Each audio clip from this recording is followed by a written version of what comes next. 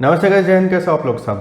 Delhi Mumbai expressway ये एक ऐसी चीज़ है, एक ऐसा इंफ्रास्ट्रक्चर प्रोजेक्ट है जो कि हमारे देश के लिए बहुत ज़्यादा इंपॉर्टेंट है। एक्सप्रेसवेज पे बहुत ज़्यादा फोकस किया जा रहा है, स्पेशली जो करंट गवर्नमेंट है उसकी तरफ से। एंड नितिन गडकरी जी के बारे में तो मैं आपको क्या बोलूँ, वो तो इतनी तेज़ी से इंफ्रास्ट्रक्चर डेवलपमेंट कर रहे हैं जितना पहले कभी नहीं हुआ हमारे देश में।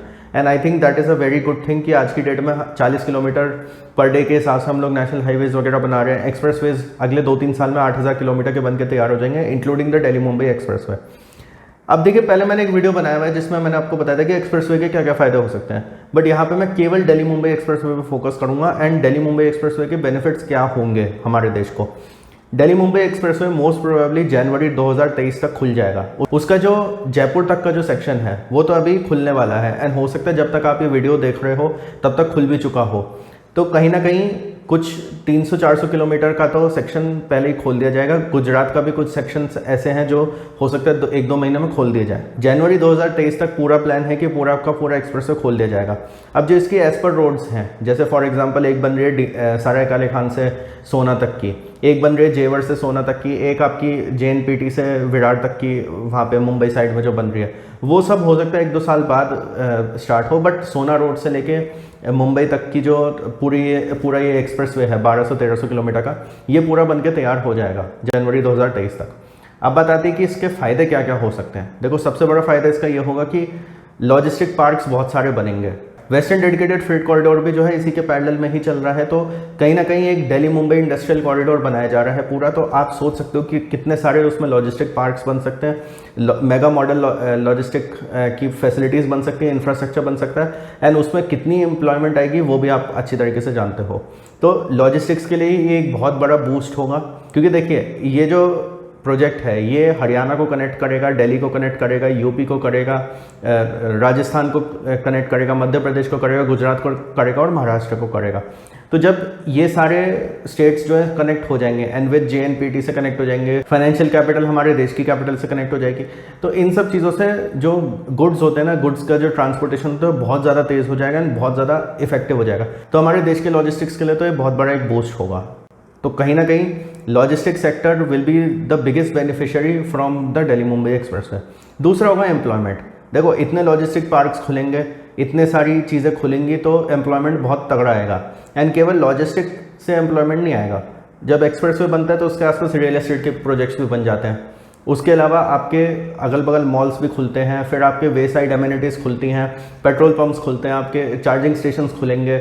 इसके अलावा आपके कुछ वो जो होते हैं ना मिडवेज वगैरह जो होते हैं जहाँ पे रेस्टोरेंट्स होते हैं और आपके रिटेल स्टोर्स होते हैं, ये सारी चीज़ें भी खोली जाएंगी।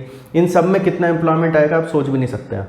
जो इंडस्ट्रीज़ चलेंगी, अलग अलग इंडस्ट्रीज़ जो आएंगी, जो अलग अलग लोग जो फैक्ट्रीज लगाएंगे, मान लीजिए किसी ने टेक्सटाइल की फैक्ट्री लगाई, एक्सपोर्ट इंपोर्ट बढ़ेगा, उसमें अलग से नौकरी आएंगी। तो एम्प्लॉयमेंट तो बहुत ज़्यादा जनरेट होगा इस वाले एक्सप्रेसवे से। ये एक बहुत ज़्यादा बड़ा बूस्ट देगा हमारे देश की GDP को, हमारे देश की इकोनॉमी को, एंड प्लस एम्प्लॉयमेंट अपॉर्चुनिटीज़ बढ़ाने में बहुत ज़्यादा मदद करेगा। तीसरा इसका एडवांटेज होगा development of Tier 2 and Tier 3 cities. अब ये वाला जो एक्सप्रेसवे अगर आप इसका रूट देखें तो ये बहुत सारे ऐसे शहरों से गुजरता है जो कि Tier 2 और Tier 3 सिटीज़ हैं। एंड प्लस इसकी जो एज पर रोड्स वगैरह बनेंगी, जो अभी तक मेरे को पता है कि एक जैसे जेवर तक बनेगी, एक दिल्ली DND तक बनेगी, फिर एक आपकी जयपुर तक बन रही है, एक आपकी कहा जा रहा है उज्जैन तक भी बनेगी, फिर एक आपकी जो मुंबई वगैरह में जो बन रही है। मुंबई वगैरह तो चलिए ठीक है, सिमिलर सिटी है, बट ये जो सारे अलग अलग स्टेट्स में जो कनेक्टिंग रोड्स वगैरह बनाई जाएंगी ना, एंड प्लस उसके अलावा अमृतसर जामनगर एक्सप्रेसवे जो बन रहा है उसके बीच में भी कनेक्टिंग रोड्स बनाई जाएंगी कि अमृतसर जामनगर एक्सप्रेसवे से किसी को दिल्ली मुंबई एक्सप्रेसवे पे जाना हो तो उसके लिए। इससे होगा क्या कि जितने भी Tier 2 एंड Tier 3 सिटीज़ हैं जो 100, 120 या 150 किलोमीटर्स के रेडियस में हैं इस एक्सप्रेसवे के, उन सब का इकोनॉमिक डेवलपमेंट होगा। उन सब में बहुत ज़्यादा इकोनॉमिक ग्रोथ होगी, उन सब जगह डेवलपमेंट होगा, सब जगह नई नई चीज़ें आएंगी एंड सब जगह टूरिज़्म बहुत तेज़ी से बढ़ेगा। हालांकि वो हम चौथे पॉइंट में डिस्कस करेंगे टूरिज्म में, बट ये है कि Tier 2 एंड Tier 3 सिटीज़ की जो इकोनॉमी है ना वो बहुत तेज़ी से बढ़ेगी। रूरल एरियाज़ की तो बढ़ेगी ही, रूरल एरियाज़ में भी बहुत सारी एम्प्लॉयमेंट अपॉर्चुनिटीज़ आएंगी। प्लस जो आपकी मेन एक्सप्रेसवे रोड्स होती है उसमें तो आप कुछ ज़्यादा नहीं कर सकते, बट जो एक्सप्रेसवे से निकलने के बाद जो अप्रोच रोड्स वगैरह होंगी या फिर जो शहरों में जाने वाली जो रोड्स होंगी, वहाँ पे कितने रेस्टोरेंट्स खुल जाएंगे, कितने आपके हॉकर्स एंड पेडलर्स बैठेंगे, सब कुछ होगा। तो आप सोच सकते हो कि कितना डेवलपमेंट हो सकता है उन Tier 2 एंड Tier 3 सिटीज़ का। अब आता है चौथा पॉइंट, वो है टूरिज्म। अब देखो यार, ऐसा है 2010 में जब ये आपका यमुना एक्सप्रेसवे बना था नोएडा से आगरा तक का, तो जितने भी लोग विदेश से आते थे, दिल्ली घूमने आते थे, मुंबई घूमने आते थे, उनके लिए आगरा जाना बहुत ज़्यादा ईजी हो गया। उनके लिए ये होता था कि भाई वो टूरिस्ट बस से जाते थे, 2 घंटे जाना 2 घंटे आना, वहाँ पे 2-3 घंटा अपना हैंग आउट किया, लंच वंच करा और शाम को वापस आ गए। एंड उससे बहुत ज़्यादा टूरिज्म बढ़ा आगरा का। क्योंकि देखिए एक टाइम ऐसा भी था, आज से 15-20 साल पहले, जब हम लोग आगरा जाते थे तो हमें 4-4 घंटे लग जाते थे। तो कहीं ना कहीं आप ये सोच सकते हो कि जो टूरिस्ट होता है उसके लिए टाइम बहुत ज़्यादा क्रिटिकल होता है। एंड देखिए एक चीज़ और भी होती है, हम जो दिल्ली एनसीआर में रहने वाले लोग हैं, हम लोग को भी होता है कि यार कोई वीकेंड डेस्टिनेशन हो, सब कुछ हो, तो बहुत सारे लोग मैंने देखे गाड़ी लेके आगरा चल देते हैं, मथुरा चल देते हैं, अलीगढ़ चले जाते हैं, यहाँ चले जाते हैं, वहाँ चले जाते हैं, तो उनको भी काफ़ी एडवांटेज होता है। अब एक टाइम ऐसा था जब लखनऊ जाने में 10 से 12 घंटे लगते थे। आज की डेट में क्या है, आगरा लखनऊ एक्सप्रेसवे बनने के बाद जो है आराम से आप लखनऊ 5 से 6 घंटे में पहुँच सकते हैं गाड़ी से। तो इससे हुआ क्या कि लखनऊ में जो दिल्ली के लोग आते थे वो भी अब तेज़ी से आते हैं। अब आप ये सोचिए कि जब ये दिल्ली मुंबई एक्सप्रेसवे बन जाएगा एंड इसमें स्पीड होगी 100 किलोमीटर्स पर आवर की, तो ऐसी चीज़ें होंगी कि लोग कहेंगे कि चलो उदयपुर चलते हैं वीकेंड पे, क्योंकि उदयपुर नो डाउट 650 किलोमीटर रहेगा दिल्ली से, बट इस एक्सप्रेसवे से आप विद इन 7 आवर्स उदयपुर पहुंच जाओगे। कोटा पहुंच सकते हो आप, उसके अलावा आप ये मध्य प्रदेश के अलग अलग जगह पहुंच सकते हो, उज्जैन आप पहुंच सकते हो, आप गुजरात जा सकते हो, अहमदाबाद का सुना है मैंने, आप 8 घंटे में पहुंच जाओगे। ये सारी चीज़ें होंगी इस वाले एक्सप्रेसवे से। तो जब ये ट्रैवल टाइम कम होता है ना, तो जो टूरिस्ट होते हैं, स्पेशली जो यंगस्टर्स होते हैं, जिनका होता है कि भाई हमें 2-3 दिन के लिए जाने, या वीकेंड ट्रिप पे जाने, या फैमिली ट्रिप्स होते हैं, उनका फुटफॉल बहुत तेज़ी से बढ़ेगा। एंड जब उनका फुटफॉल बढ़ेगा तो ये सारे जो एरियाज हैं इन सबका डेवलपमेंट होगा उससे। देखिए आज के टाइम पे जब हम लोग दिल्ली वालों को कहीं जाना होता है ना वीकेंड बनाने के लिए, तो हमारे पास ऑप्शंस क्या बचते हैं भाई, हम आगरा जा सकते हैं, देहरादून हरिद्वार जा सकते हैं, नैनीताल मसूरी वगैरह जा सकते हैं, शिमला जा सकते हैं, चंडीगढ़ जा सकते हैं, थोड़ा और आप चलाना चाहो गाड़ी तो अमृतसर तक जा सकते हो।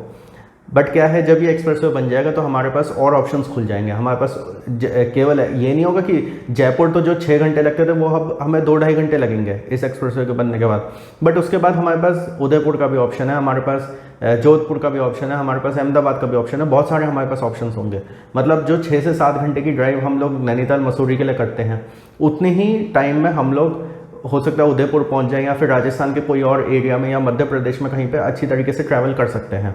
तो कहीं ना कहीं वो जो छोटे छोटे एरियाज हैं उनमें टूरिज्म बहुत तेज़ी से बढ़ेगा। 5th पॉइंट होगा डीकंजेशन ऑफ ट्रैफिक। अब देखिए जब दिल्ली मुंबई एक्सप्रेसवे आपका बन जाएगा तो बहुत सारा ट्रैफिक ऐसा है जो NH-48 से जाता है, जो कि आपको दिल्ली से मुंबई कनेक्ट करता है। उसके अलावा और जो रोड्स हैं उससे काफ़ी ज़्यादा ट्रैफिक जो है डीकंजेस्ट हो जाएगा। तो आपकी जो ट्रैफिक की एक प्रॉब्लम है वो बहुत ज़्यादा सॉल्व हो जाएगी। जैसे ईस्टर्न एंड वेस्टर्न पेरिफेरल जब बना उसके बाद दिल्ली में बहुत ज़्यादा ट्रैफिक की प्रॉब्लम सॉल्व हो गई, क्योंकि बहुत सारे ट्रक्स जो हैं वो अब ईस्टर्न वेस्टर्न पेरिफेरल पर डाइवर्ट हो चुके हैं। 50,000 ट्रक्स ऐसे हैं जो रोज़ दिल्ली में आते थे, जो अब दिल्ली में नहीं आते हैं बट बाहर डाइवर्ट हो गए। तो पोल्यूशन भी उससे बच रहा है, उससे आपका दिल्ली भी डिकंजेस्ट हो रही है, एंड प्लस आपका उनको भी फ़ायदा हो रहा है, उनकी लॉजिस्टिक्स भी तेज़ हो रही है।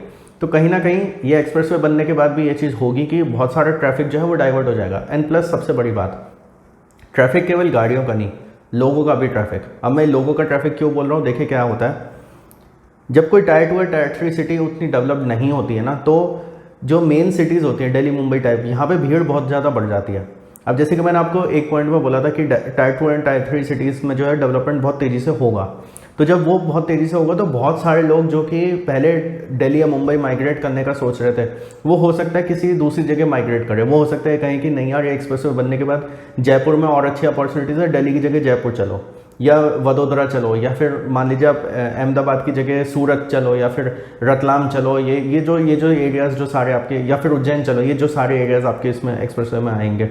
उज्जैन तो खैर एक एक्सपर्ट के थ्रू कनेक्ट होगा, रतलाम मेनली कनेक्ट करेगा इस एक्सप्रेसवे से। तो ये माइग्रेशन को रोकने में भी मदद करेगा, एंड प्लस अलग अलग जगहों के डेवलपमेंट में भी मदद करेगा, एंड जो गाड़ियों का जो ट्रैफिक है उसको भी रेगुलेट करेगा, एंड पोल्यूशन को कंट्रोल करने में भी मदद करेगा। मैं इसके फ़ायदे और भी आपको बता सकता हूँ, बट मेरे हिसाब से ये 5 सबसे बड़े फ़ायदे होंगे दिल्ली मुंबई एक्सप्रेसवे के। आप और कोई फ़ायदे ऐड करना चाहते हो इसमें, और कुछ बोलना चाहते हो दिल्ली मुंबई एक्सप्रेसवे के बारे में, तो आप मेरे को कमेंट्स में ज़रूर बता सकते हो। अगर आप चाहते हो कि मैं और भी एक्सप्रेसवेज को कवर करूँ, मान लीजिए अमृतसर जामनगर को करूँ, या फिर दिल्ली अमृतसर कटरा वाले को करूँ, या पूर्वांचल को करूँ जो कि खुल चुका है यूपी में, काफ़ी फ़ायदा हो रहा है उसका। आप चाहते हो कि मैं किसी और एक्सप्रेसवे के भी फ़ायदे बताऊँ तो आप मेरे को कमेंट्स में बता सकते हो। Like this video, share with all your friends. Thank you for watching the video.